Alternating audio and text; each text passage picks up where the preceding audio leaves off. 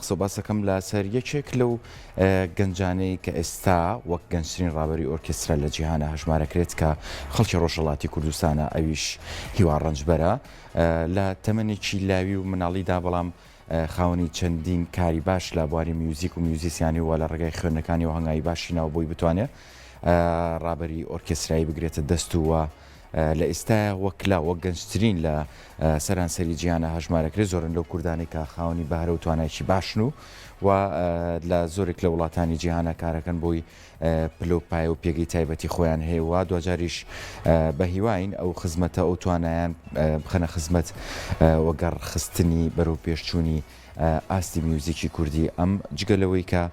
وەکو ئاماژەم پێکرد بەشداری زۆرێک لە کۆنسرتە جیهانەکان کردو خاوەنی چەند کتێبێکە لە هەمان کاتیشە لە ئێستا نوێترین کلیپی خۆی بڵاو کردوێتەوە کە هەرتەنها کورتە میوزیکێکە